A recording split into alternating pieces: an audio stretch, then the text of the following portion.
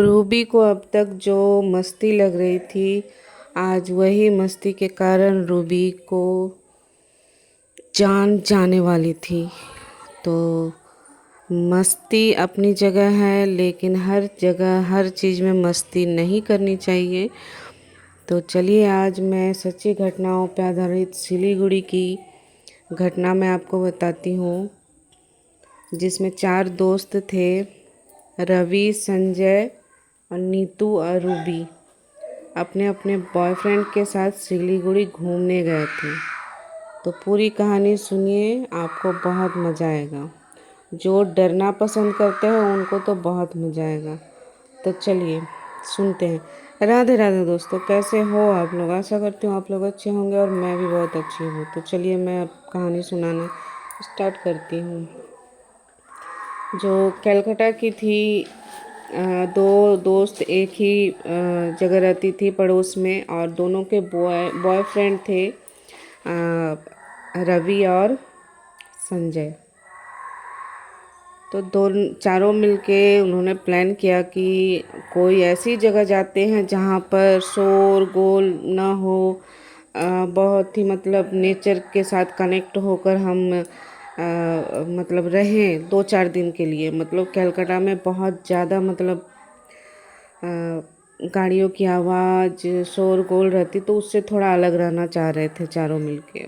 तो चारों दोस्तों ने तय किया कि चलो सिलीगुड़ी। हालांकि वो पहले भी गए थे, लेकिन इस बार जिस जगह जाने वाले थे वो बहुत ही पहाड़ों की तरफ था, बहुत ही फांका जगह। मतलब वहाँ पर कोई ज़्यादा घर, होटल वगैरह कुछ नहीं, बस बहुत ही दूरी पर एक होटल था। उसमें भी बहुत सारे नियम थे उस होटल के, जो मानने पड़ा था। जो नहीं मानने पर वहाँ पे जो मैनेजर थे, स्टाफ थे, वो बहुत चिल्ला रहे थे कि मतलब उन्होंने पहले ही बोला था, जब इन्होंने बुक किया तभी उन्होंने कहा कि आपको ये सारे नियम मानकर चलने पड़ेंगे, नहीं तो मैं अपना आपका रूम बुक नहीं करूँगा।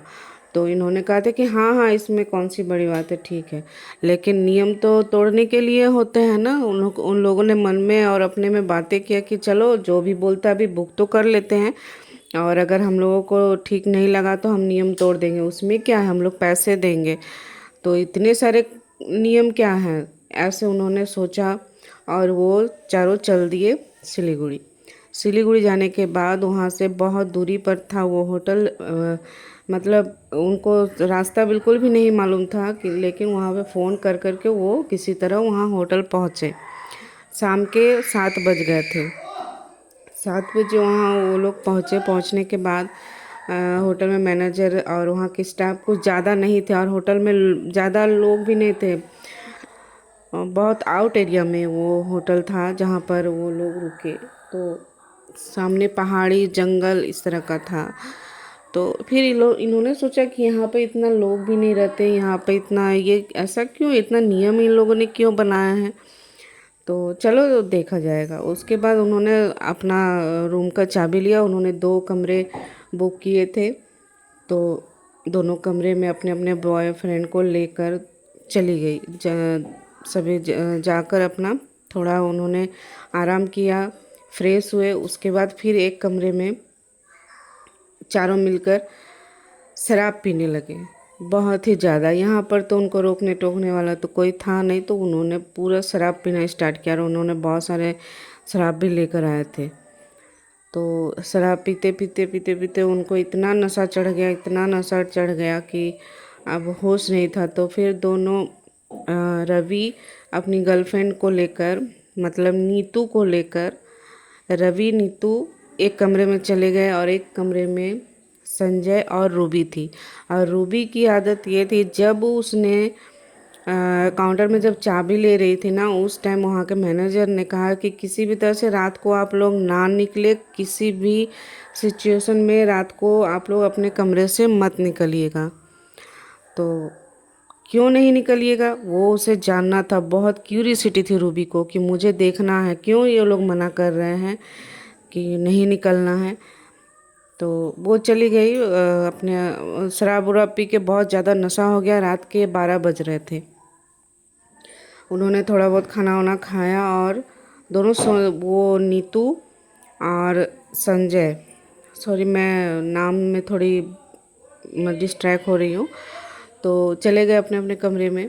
फिर जाकर अचानक से रूबी को बहुत ज़ोरों से प्यास लगी। उसे नींद नहीं आ रही थी, उसे बहुत ज़ोरों से प्यास लग रही थी। तो फिर वो अपने कमरे से निकल कर, उसे पता था कि वहाँ पर जो नीतू और संजय हैं उसको भी उसके पास भी पानी वो लोग लेकर जो भी आए थे ना, वो बोतल उन्होंने ख़त्म कर दी थी। तो पानी की बोतल थी नहीं उसके पास भी, तो उसने सोचा कि चलो नीचे जाते हैं और वहाँ पर पानी मांगते हैं, पी लेंगे, नीचे तो पानी की व्यवस्था होएगी। तो वो नीचे गई तो देखा कि वहाँ पर कोई भी नहीं है, मैनेजर भी नहीं है, वहाँ के जो स्टाफ थे वो भी अपने अपने कमरे में शायद थे, मतलब वहाँ काउंटर में कोई नहीं था। तो फिर वो मतलब होटल से थोड़ा बाहर निकल कर आती है और देखती है कि हाँ आसपास तो कोई नल होगा, शायद वहाँ से पानी ले लूँगी पी लूँगी। ऐसे करके तो उसने देखा कि अरे यहाँ भी पानी नहीं है। फिर वो थोड़ा आगे बढ़ी तो देखा कि एक पेड़ था, उसमें चबूतरे जैसा नहीं बना होता है, गोल जैसा, जैसे बैठते हैं लोग, हाँ तो उस तरह से बना हुआ था। तो वहाँ पे उसने देखा कि नीतू बैठी हुई है। नीतू बैठी हुई है तो रूबी वहाँ जाके बोली, अरे नीतू तू यहाँ।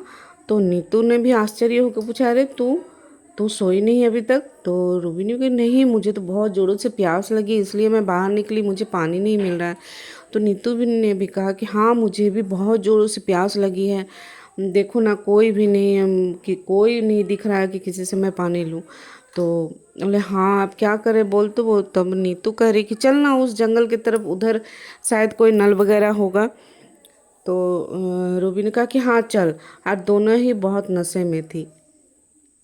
फिर वो धीरे धीरे जा रही थी। फिर रूबी को भी क्यूरियसिटी बहुत थी कि मैनेजर ने तो मना किया है इस तरफ आने के लिए, तो चल पानी भी ढूंढ लेंगे, और इस तरफ क्यों आने को लिए मना किया है बाहर निकलने के लिए, ये भी जान लेते हैं। तो इस तरह से दोनों बातें करते हुए आगे जा रही थी। लेकिन रूबी कुछ कुछ बोल रही थी नीतू, लेकिन कोई रिस्पॉन्स बिल्कुल भी नहीं कर रही थी। तो रूबी ने सोचा कि शायद नशे में है और प्यास बहुत ज़ोरों से लगी, इस वजह से ज़्यादा बात नहीं कर रही है, उसने यही सोचा। लेकिन नीतू आगे आगे थी, 2 कदम पीछे रूबी उसके साथ जा रही थी। जाते जाते जंगल के बहुत ही अंदर चली गई और वहाँ पर उसे कुछ भी नहीं दिख रहा था, पानी का तो कोई सोर्स उसे दिख ही नहीं रहा था। तभी रूबी ने कहा कि अरे नीतू देख तो, इतना अंदर हम लोग आ गए अभी भी पानी नहीं मिला, चल अब वापस चलते हैं। तो नीतू कहती है, कह रहे नहीं नहीं पानी है ना, देख वो जो देख रही है, मतलब वहाँ थोड़ी दूरी में बहुत बड़ा, मतलब जैसे खादान था, तो मतलब पहाड़ी थी बहुत ऊंची, वहाँ पे डाउन मतलब बहुत ही नीचा, मतलब गहरा खाई खाई थी, जहाँ पर अगर कोई गिर गया तो उसकी लाश भी ना मिले ऐसी। तो वो कह रही है कि नीतू करी कि चल ना देखना उस खाई के पास, शायद वो शायद तालाब है, चल वहाँ शायद पानी मिल जाए। तो रूबी कहती तू पागल है क्या, वहाँ पर मिलेगी, दिमाग तुम्हारा ख़राब है, इतनी बड़ी खाई अगर आगे जाएंगे तो गिर जाएंगे। तो नीतू कह रही है घूम कर बहुत ही गुस्से से, और धीरे धीरे उसका चेहरा बदलने लगा और कह रही कि मैंने तुझे बोला ना कि तू चल, तुझे जाना है मेरे साथ, मैंने तुझे कहा ना कि चल तू खाई तक चल। ऐसे करके बहुत ही डरावने आवाज़ में बोलने लगी कि मैं तुझे कह रही हूँ ना कि चल मेरे साथ। तो नीतू का नशा, सॉरी रूबी का नशा एकदम से गायब हो गया और बहुत जोर से वो डर गई कि अरे इसका चेहरा धीरे धीरे इतना मतलब बदल क्यों रहा है, इसकी आंखें लाल हो रही हैं और इतनी गुस्से से क्यों बोल रही है नीतू। ये देखकर वो बहुत ज़ोर से डर गई और बहुत ज़ोर से चिल्लाने लगी। चिल्लाकर वो वहीं बेहोश हो गई।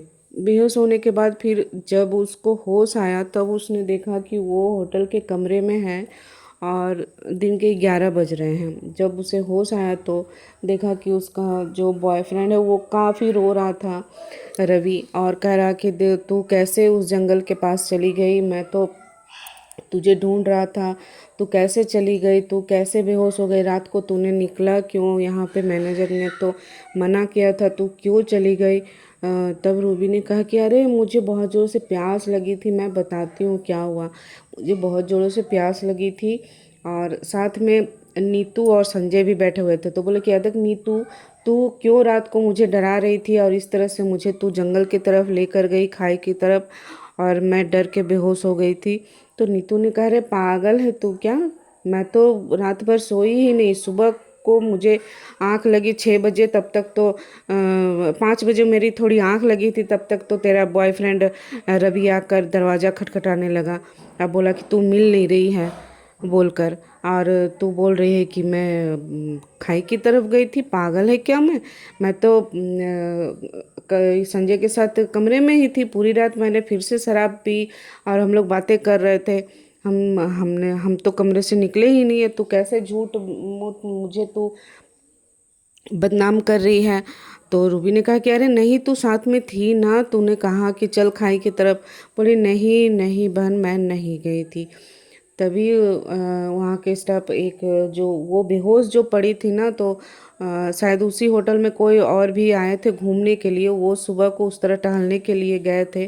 तभी उसने रूबी को देखा कि वहाँ बेहोश पड़ी है। उसी ने आके इसे आके बोला कि शायद यहाँ पर कोई घूमने आए, कोई देखो वहाँ पर बेहोश पड़ा है, तभी सभी जाकर तुम्हें लेकर आए।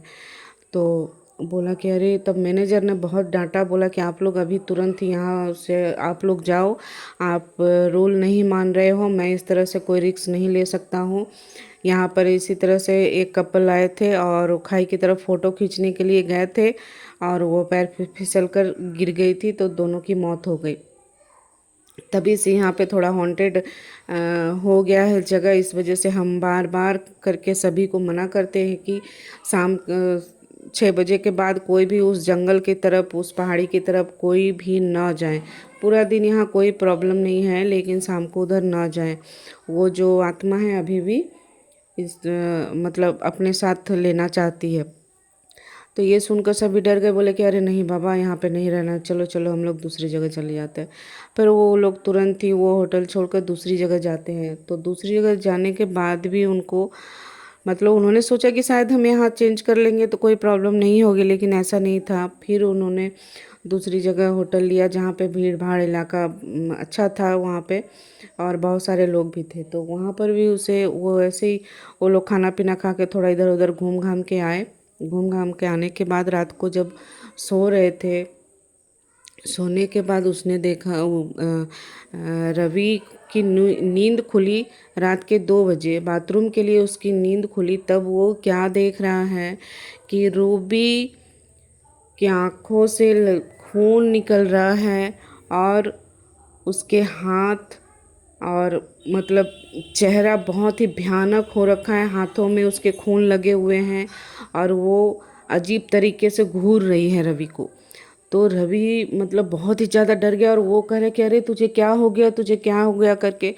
तो उसके अंदर से ना, जैसे उसकी तो आवाज़ थी नहीं, बहुत ही डरावनी और भयानक आवाज़ से वो बोल रही है कि तू मुझे यहाँ क्यों लेकर आया, मुझे उसी खाई के पास जाना है, क्यों लेकर आया तू, तू क्यों लेकर आया, ऐसे करके वो बहुत चीख रही चिल्ला रही है। रवि बहुत ज़्यादा डर गया। वो कमरे से निकल कर मतलब अपने दोस्त को बुलाने की कोशिश कर रहा था, लेकिन वो निकल नहीं पा रहा था। वो बार बार उसके हाथों को पकड़ कर टान कर बार बार ज़मीन में पटक रही थी। तो बहुत जो भयानक मतलब रात थी वो। रवि फिर बहुत ज़ोर ज़ोर से चिल्लाने लगा। तभी उसकी आवाज़ सुनकर उसके होटल में जितने भी स्टाफ थे, इधर उधर जो भी थे, उसके दोस्त वगैरह दौड़ कर आए और दरवाज़ा खोलने की कोशिश की, पर दरवाज़ा खुल नहीं रहा था। फिर उन्होंने दरवाज़ा तोड़ा, तो वही दृश्य सभी लोगों ने देखा। देखकर सभी काफ़ी डर गए, लेकिन बहुत सारे 4-5 लोग मिलकर रूबी को कंट्रोल किया गया, उसे पकड़ के रखा गया। तो उसके वहाँ पर फिर वहाँ के जो उस होटल के जो मैनेजर थे ना, उन्होंने कहा कि यहाँ पे इसे झाड़ फूँक कराओ भाई, इसे कुछ हवा हवा लग गया है, यहाँ से ये होटल भी तुम लोग छोड़ो, क्योंकि यहाँ पे और भी लोग हैं, वो परेशान हो जाएंगे। तो उन्होंने कहा कि अब हम लोगों को यहाँ घूमना फिरना है नहीं भाई, चलो घर चलो। घर चलो करके ये सभी जब आ रहे थे और सुबह को आ रहे थे, सुबह को आते आते ही रास्ते में रूबी बेहोश हो गई। बेहोश होने के बाद जब ये लोग पानी छिड़क रहे हैं रास्ते में उठाने के लिए, तो रूबी उठ नहीं रही थी। फिर उस बेहोशी की हालत में इन्होंने सीधा जाके हॉस्पिटल में इन्होंने एडमिट किया। तो वहाँ पर बेड में जैसे ही गई उसके बाद अचानक से उसको होश आया और उसी तरह से वो चिल्लाना चीखना स्टार्ट कर दिया और उसके आँखों से फिर से खून निकलने लगे। मतलब बहुत ही भयानक चेहरा हो गया उसका। तो वहाँ के डॉक्टर भी कहा कि देखिए भाई, ये मेडिकल प्रॉब्लम तो है नहीं, हमें लगता है आप किसी तांत्रिक को, किसी झाड़ फूँक वाले के पास आप लेके जाओ, लगता है कोई ऊपरी हवा लग गया है। तभी इन्होंने भी सोचा कि हाँ ठीक ही बोल रहे हैं। फिर ये घर आकर अपने मम्मी पापा से बातें करते हैं, फिर तांत्रिक के पास लेकर जाते हैं। वहाँ पे झाड़ फूँक कराने के बाद अभी फ़िलहाल उन्होंने उससे रूबी को बहुत सारी ताबीज़ दी गई हैं। लेकिन वहाँ तांत्रिक ने कहा कि देखो, इसके पीछे जो चुड़ैल लग गई है ना, वो इतनी आसानी से छोड़ने वाली है नहीं, बस इसे अकेला ना छोड़ो। और इसके जो बॉयफ्रेंड है ना, वो मतलब उसने तो इससे ब्रेकअप कर लिया रूबी से कि मुझे अब इसके साथ नहीं रहना है। क्योंकि उसकी जो पिटाई हुई थी ना उस दिन उस होटल में, उससे वो बहुत डर गया था और उसकी तबीयत भी काफ़ी ख़राब हो गई थी। इस वजह से उसने ब्रेकअप कर लिया। और रूबी के जो मम्मी पापा थे, उन्होंने उसे कभी भी अकेला नहीं छोड़ा। तो इस घटना के पूरे 10 से 15 साल हो गए हैं। रूबी अभी भी ग्रसित है, उससे वो पीछा नहीं छोड़ा है उस आत्मा ने। बस जब अकेले रह जाती है तभी वो इस तरह की हरकतें करती हैं। बाकी अगर मम्मी पापा लोगों के साथ रहती है तो थोड़ा कंट्रोल रहती है।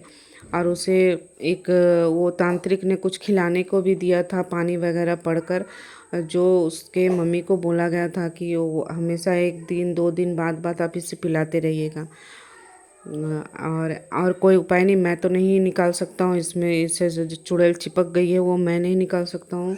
अब आप और कहीं दिखाइए, शायद वो निकाल पाए। तो अभी भी वो ग्रसित है, तो बहुत अकेली हो गई, उसके कोई दोस्त भी नहीं है अब, सिर्फ उसके मम्मी पापा और वो। तो बहुत ही तो परेशान है। आप तो लोगों ये को ये कहानी कहानी उसके कैसी लगी तो आप लोग ज़रूर से बॉयफ्रेंड ने। कमेंट कीजिएगा और फिर मिलते हैं नेक्स्ट वीडियो में। Thank you so much.